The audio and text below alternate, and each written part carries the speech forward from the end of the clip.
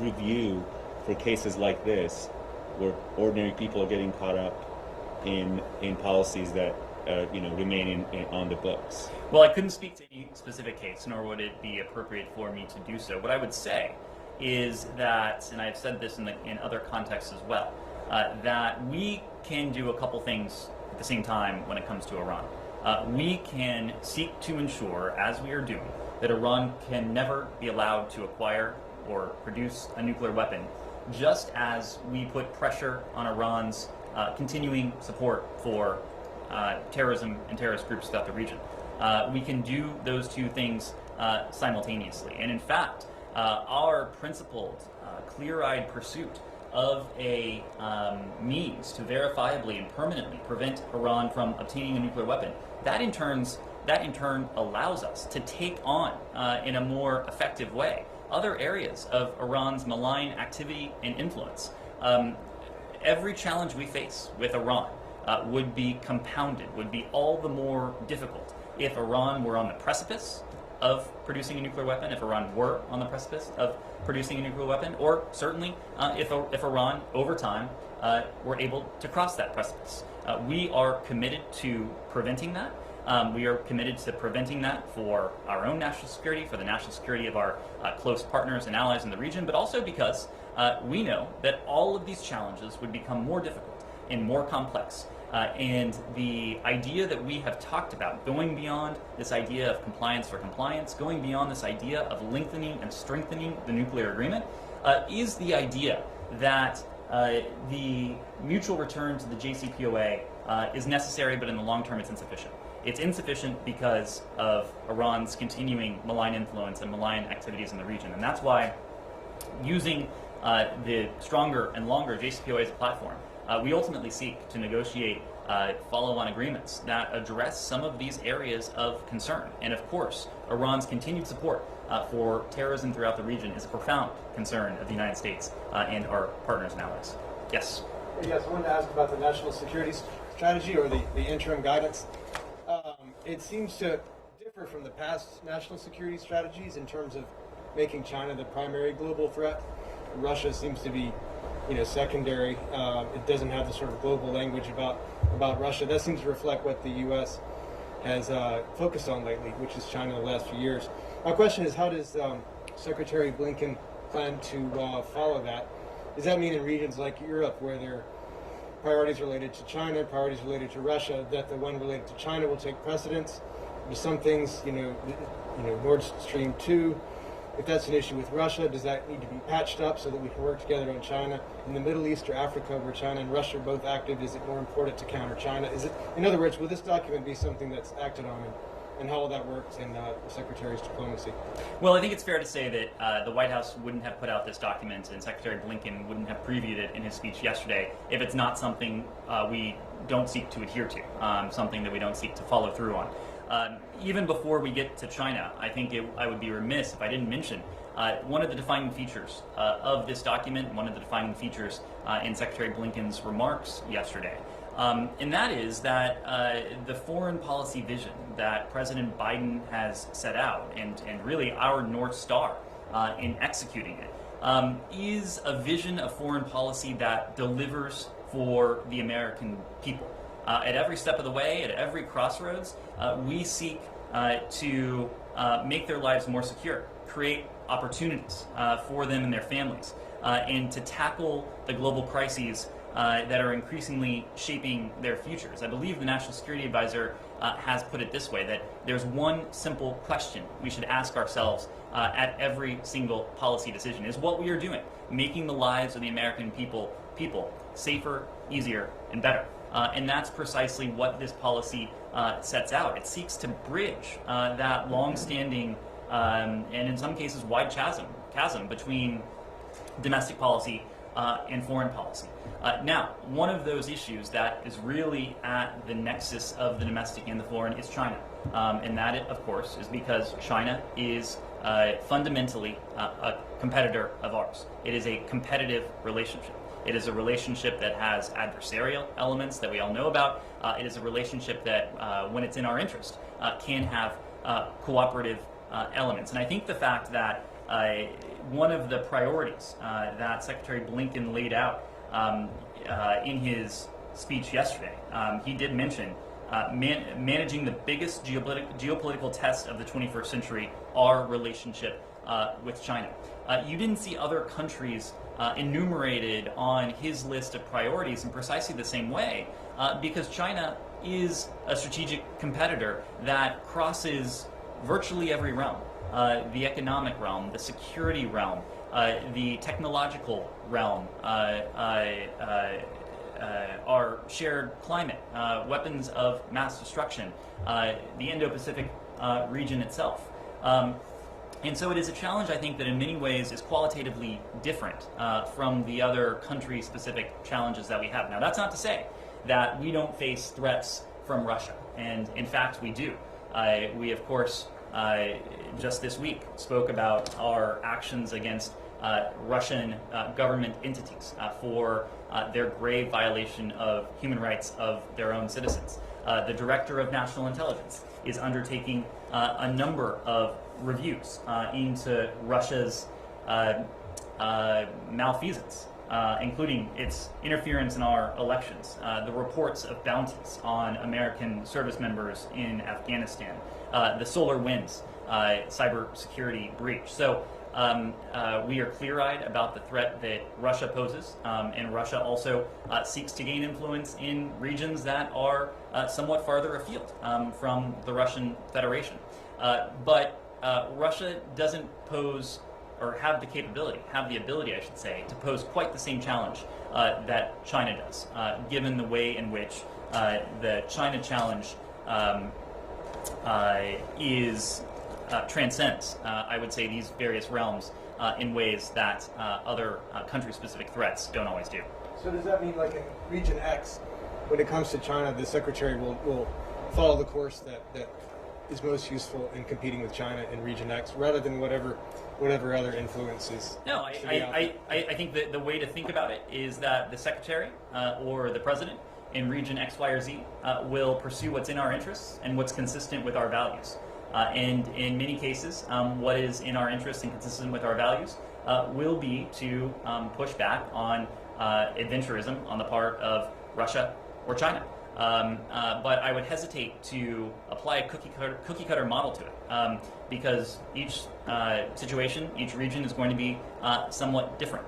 What isn't different is that across the globe, we recognize this competitive relationship with China. Our strategy is one that seeks to compete and to outcompete with the Chinese across the board. And to what the Secretary said yesterday, to what the interim strategic guidance said yesterday, we do that knowing that we have these unique sources of strength that truly no other country around the world does. It's our values. It's our system of alliances and partnerships. But it is also our sources of domestic strength. What we bring to the table as the American people, from our innovation, from our creativity, from our vibrant economy. And those are sources of strength that China can't match, that Russia can't match, and that when we bring them fully to bear, that task of competing and ultimately outcompeting with Beijing becomes all the more achievable.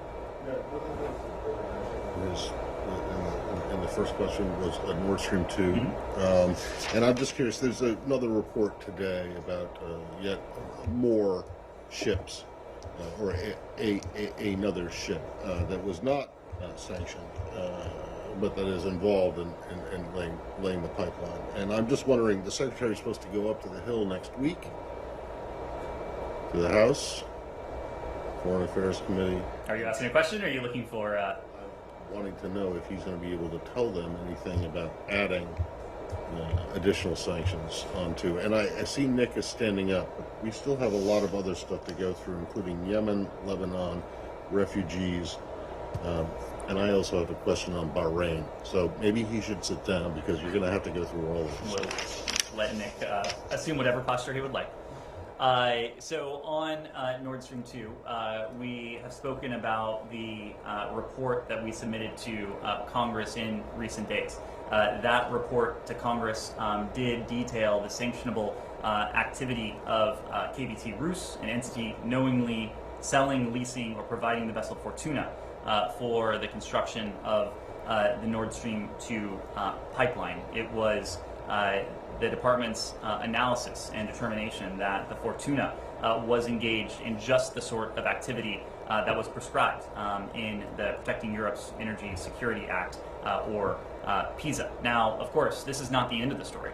Every 90 days, we are required to provide Congress with an update of our analysis and our determination of relevant and applicable sanctionable activity in the context of Nord Stream 2. So again, if we determine that other entities are engaging in sanctionable activity, as outlined by PISA, the congressional legislation, we will report that to Congress going forward. I believe the next report is due to Congress in May. PISA. Yeah, but there's another PISA. Okay. PISA and PISA. Please. Okay. My Bloomberg colleagues had a story earlier today saying the administration is thinking about sanctioning the central bank chief. Can you speak to whether that's the case, and also whether the State Department remains concerned about what appears to be, continued protests, obviously, but also concerns about corruption and embezzlement in Lebanon? To your second question, we are closely monitoring the situation in Lebanon. We and our international partners, we have repeatedly underscored, both publicly and privately, the urgency for Lebanon's political leaders to finally act upon the commitments they made to form a credible and effective government. The United States supports the Lebanese people in their continued calls for accountability and the reforms needed to realize economic opportunity, better governance, and an end to the endemic corruption, much of which has fueled what we've seen in Lebanon in recent days. I wouldn't want to get ahead of things. I wouldn't want to preview or speak to any potential policy responses at this time. Yes, follow. Sure, go ahead. Ryo Nakamura from Japan's Nikkei newspaper. Thank you very much for taking my question. Several questions. There are reports that the Secretary Blinken will visit Japan, and the U.S. and Japanese governments are considering having a 2+2 security dialogue in Japan. Could you confirm this report? I'm not in a position to confirm any reports of travel at this time. I think what is true and what I can confirm is our deep commitment to the Indo-Pacific region.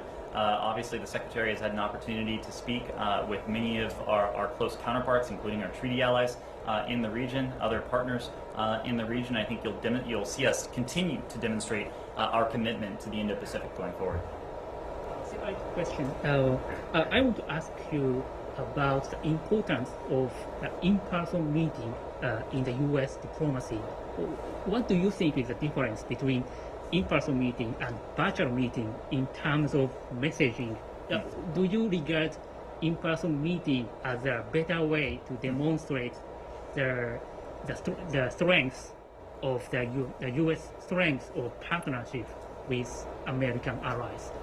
It's a really interesting question, and it's one we've thought about. Obviously, the pandemic and our current reality poses any number of challenges for daily life, but also for the conduct of diplomacy. It has heretofore prevented us from the Secretary traveling around the world. I know that this Secretary has been itching to get on the road and to conduct that diplomacy in person. But of course, our priority is not only to the health and safety of our own staff, but also to those with whom we would come into contact. And so, of course, we are cognizant to ensure that we are operating consistent with relevant guidelines. I think at the same time, the pandemic does also afford us opportunities, or at least the opportunity to explore new diplomatic opportunities. And you saw the Secretary do that last week when he embarked on his first virtual trip to Mexico and Canada. It would have been a very long day had Secretary Blinken physically traveled to both Mexico and Canada last Friday, but he was able to engage in bilateral diplomacy with our North American partners from the confines of the Benjamin Franklin Room. It was a long day anyway, that's true. Not quite as long. So We are looking for ways to take advantage of technology where appropriate. I think over the longer term, no one is under the illusion that technology is going to be a substitute, nor should it, for the conduct of face-to-face diplomacy. But we have been trying to make lemonade out of the lemons that the pandemic has delivered to us. Yes. Question on Yemen. Houthis have now claimed another attack on Saudi Arabia. Do you expect the recent sanctions on the two Houthi leaders this week will do anything to deter them? I mean, the criticism being that it just plays into their narrative that they're under assault from the West. Well, you're right that we will continue to hold the Houthi leadership to account for their reprehensible conduct, including for continued attacks against our Saudi partners. I think over the longer term, what not only the United States, but also Saudi Arabia and other countries in the region recognize, what we certainly recognize, is that there is not a military solution to the conflict in Yemen. I think that is growing increasingly clear the world over. It is precisely why President Biden, in one of his first major national security appointments as president, appointed Tim Linderking as a special envoy for Yemen. It is precisely why Tim Linderking has been on the road for much of his time in that role to support, in large part, what UN Special Envoy Martin Griffiths has sought to do.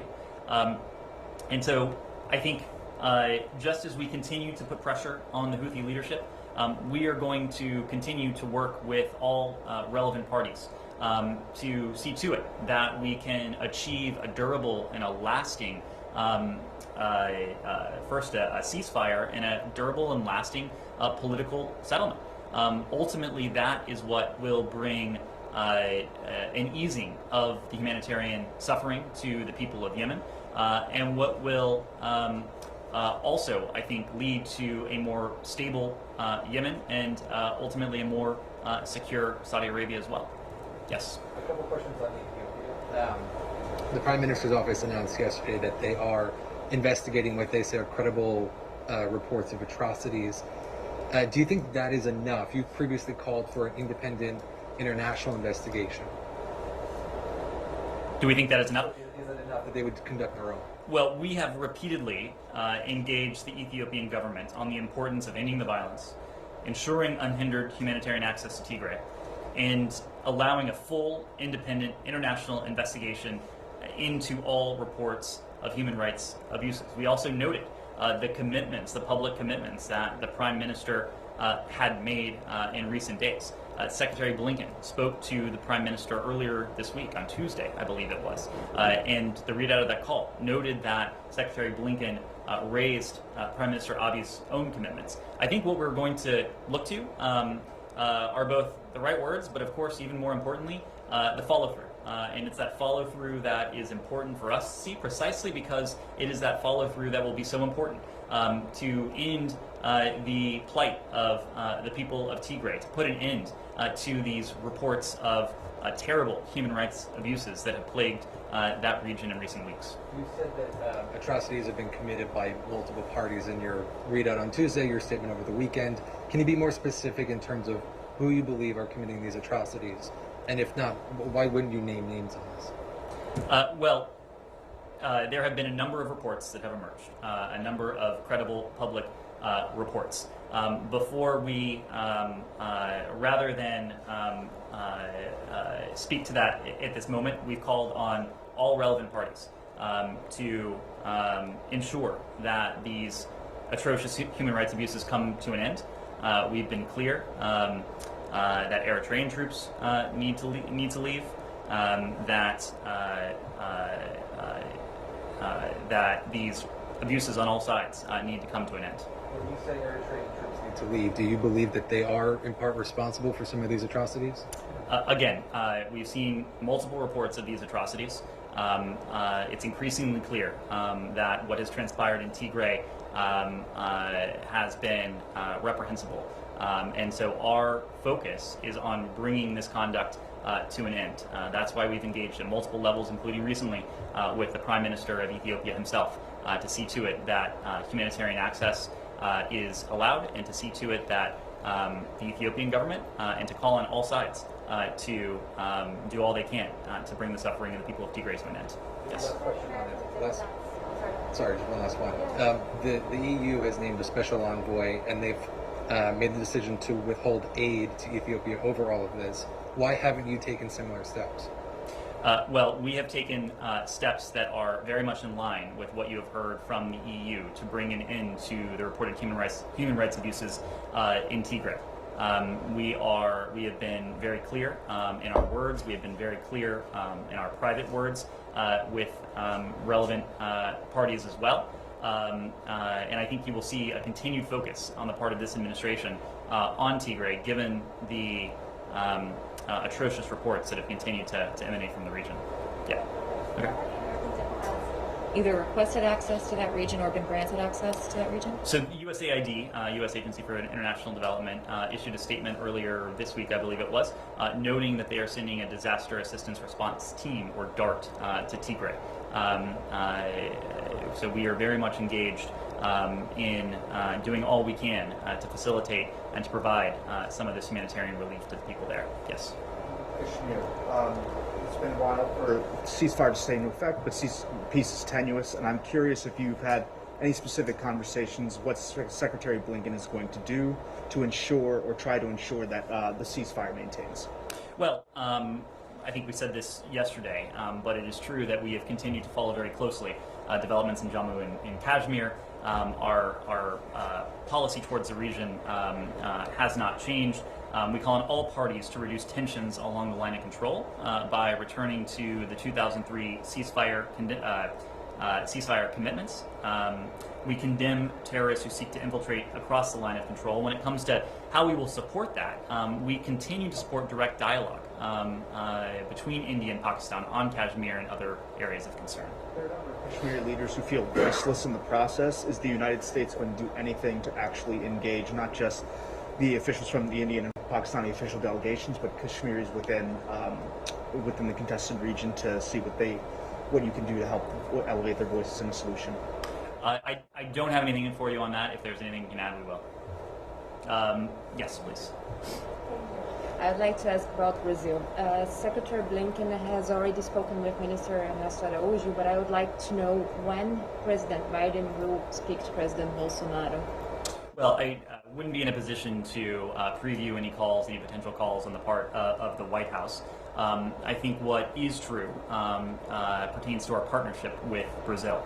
Our 2 centuries of that partnership have been and remain today important to both our nations and to our hemisphere. Brazil and the United States are the region's largest democracies and the largest economies. We share a commitment to democratic values. We work together to address the most urgent global and regional challenges of the 21st century. Our partnership is important to both our nations and to the entire region, in fact, and it's based on shared commitments to democratic values that, again, span nearly 2 centuries. Also, the Brazilian Foreign Minister said this week that President Bolsonaro will make efforts to attend the Earth Summit in April. So I'd like to ask, what kind of commitments does the United States expect from Brazil for Brazil to make during that meeting? Well, that is obviously for Brazil to decide and to announce themselves.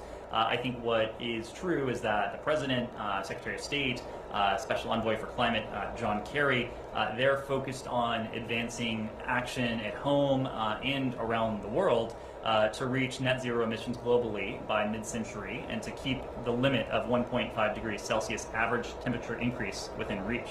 And in order to achieve that goal, partnering with Brazil is critical to effectively tackling the shared global challenge of climate change. We hope to expand on our track record of cooperation with Brazil and see Brazil take additional concrete steps towards combating climate change and achieving net zero emissions by 2050. One last question, if I could. Does the U.S. government see the current state of the pandemic in Brazil as a threat? Well, we see the pandemic around the world, in every country, as a potential threat. And it is precisely because as long as the pandemic continues to rage, no one can be safe from it, as we have seen with the development of various variants around the world. Until the pandemic is controlled, until it is contained, we can't achieve our end goal of putting this pandemic to an end. That is precisely why, on his first day in office, President Biden re-engaged with the World Health Organization, recognizing that, again, this is one of those challenges that the United States can put a dent in, but we can't certainly solve on our own. It's precisely why you heard from President Biden of our $4 billion commitment to the COVAX facility, including $2 billion in the near term. Knowing that for the United States, in the first instance, we're focused on getting a safe and effective vaccine to millions of Americans here at home. But there's also a broader task, and Americans won't be safe. No other country will be safe as long as the pandemic continues to spiral, and that's what we seek to put an end to. Plan on helping Brazil with that, with vaccines as well? Well, again, we have been engaged with the international community. We have re-engaged with the WHO. We have made a substantial commitment to the COVAX facility in the first instance in the form of $2 billion. So we are doing what we can to alleviate this global pandemic. The WHO mission to Wuhan to investigate the origins of the virus. There's reporting in the Wall Street Journal today that they're considering not even publishing the interim report on that. At the time you said that you were waiting to see the data. Did you ever get the full data from that team? And there's also calls today for a new international inquiry, basically start again because this one doesn't seem to have been given access in the right way. Does the US support that calls for a new inquiry? Well, we haven't seen the findings in question. Of course, aware of the report that the findings, that the interim findings won't be released publicly. What we've made clear for several weeks now is that we have deep concerns about the way in which the early findings of the COVID-19 investigation were communicated, and questions about the underlying process used to reach them. We believe, and you saw a statement from the National Security Advisor to this effect a couple weeks ago now, that it's imperative that this report be independent, with expert findings free from intervention or alteration by Chinese government authorities.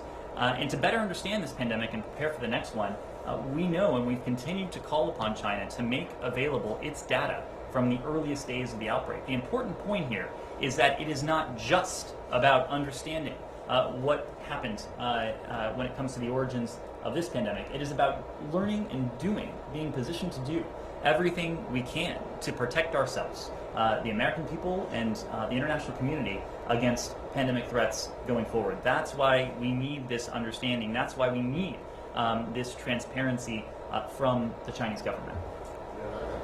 I think you can dispatch with very quickly. One is on Bahrain. Yesterday, we spent a lot of time talking about the Middle East here. Yesterday, there was a letter that was sent to the Secretary by some human rights groups about the situation in Bahrain, which has not come up in this briefing. And I'm just wondering, one, if you are aware that the letter has been received, and secondly, whether or not it has been received or not, is the situation in Bahrain something that this administration is taking a close look at? And then secondly, on refugee admissions. There are reports today, there's one on CNN about some refugees who were booked on flights to come, even including today, but because the presidential determination has not yet been sent to the Hill, they were basically removed from these flights. So I'm just wondering if you can update us on, one, if you're aware of these reports, and two, what, if anything, is being done. Thanks. When it comes to Bahrain, and we've made the point, which applies to Bahrain equally as it does any other country, that the United States, we bring our values with us in the context of every bilateral relationship. That includes with our close security partners. It includes with countries with whom we have a strategic partnership. I would need to get back to you as to whether the Secretary has received that letter. But of course, human rights in the Middle East and beyond will continue to be at the center of our policy. We've talked about that in different contexts to date, but it applies equally across the board. When it comes to refugees, of course, the President believes, Secretary Blinken believes, that it is very much in our DNA to be a country that welcomes those fleeing persecution, welcomes those fleeing violence the world over. It's precisely why discriminatory travel bans were done away with. It's precisely why the President spoke early on of his commitment to the United States refugee program. I don't have any updates for you in terms of our efforts to undo some of the damage to that program, but I'm sure we'll be in touch going forward. Aware of these reports about people who were supposed to come even today and got not bumped off? I would need to look into it. Okay, I think we'll call it a day. Thank you very much. We'll see everyone tomorrow. It will be fun.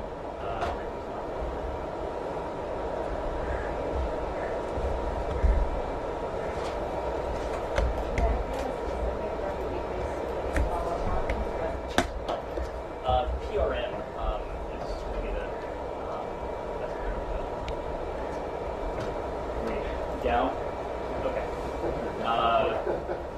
Any Oh, we just want to hear your question. no, so we'll just do this off the record. No, look, we don't have any travel to announce at the moment. It's certainly possible that if we're comfortable with COVID protocols and we're obviously okay. Yeah.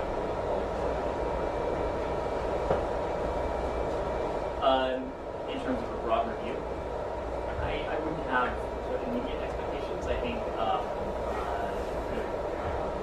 you will see us. If there is an opportunity to reaffirm our commitment to the Indo-Pacific, and you've seen a lot of talk to China.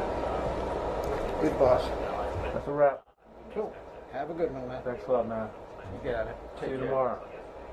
It's a virtual briefing tomorrow, or a phoner, so you won't. Nobody. He's not going to be here? No. So will there be a monitor up or something? No, I don't think so. I still have to be here, so. No. I'll just shoot a wide shot and Go to the cafeteria, hang out, because it's not happening in here. They just do it over I the think phone. all of these are things. in case something pops up, that's my job. There you go. Everybody's got to be somewhere. Then you know what? When some of the guys, if they get this assignment in the previous administration, they just hung out outside the car. Yeah. And they never check continuity. No, of course. Yeah, Of course. there was never This anything is happening. this is I mean, something it's so that rare. was, But you know what I'm saying? If something pops up and there's a problem, that's your ass. Right. No, Mine, I whoever's understand. shooting. So Yeah. I'm old school. So Come I in, think check we're looking at all continuity, aspects. hang out with others good.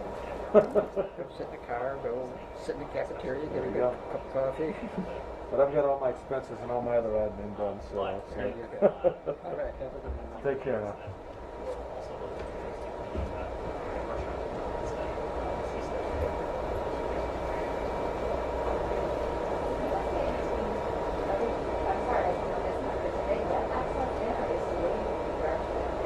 So I understand they're based in Addis, but they do have a presence in where they do travel to Greenland. Yeah. Is Philosoph meeting at the time going to be today, Sunday, and will we get a readout from that? I don't know about a readout. I can check with the team. But I'm also not sure it's just one engagement. I think we need to go off for a few days. So has the first one happened already? That is a good question. I don't know. We'll let you know. What about Asia? I don't know if we confirmed it yet.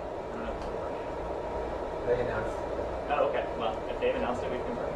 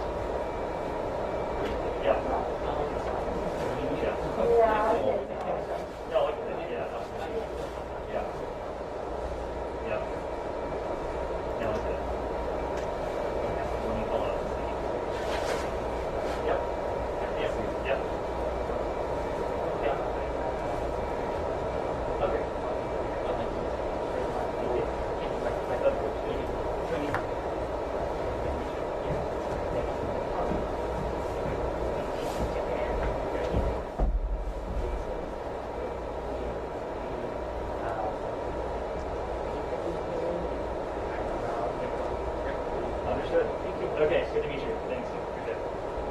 Okay. Thank you very much.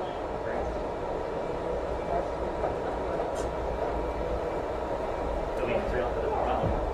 Right.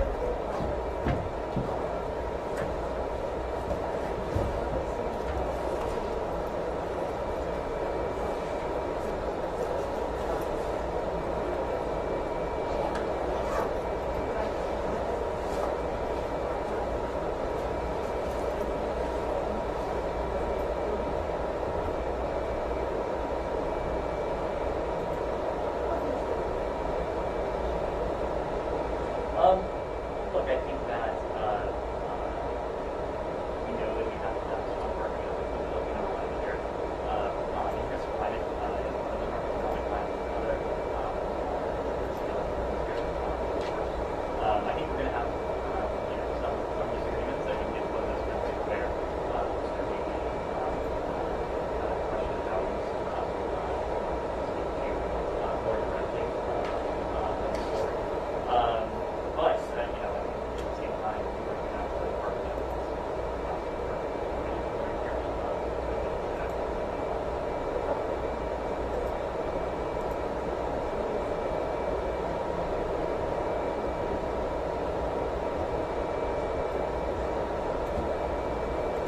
Well, I think it'll be a topic of discussion. Yeah, I don't see it being yeah, good to meet you.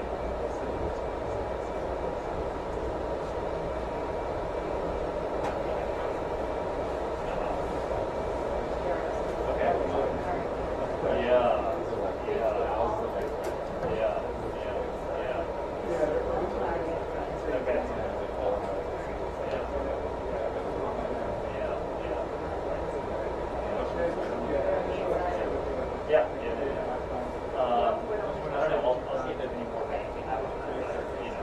Yeah.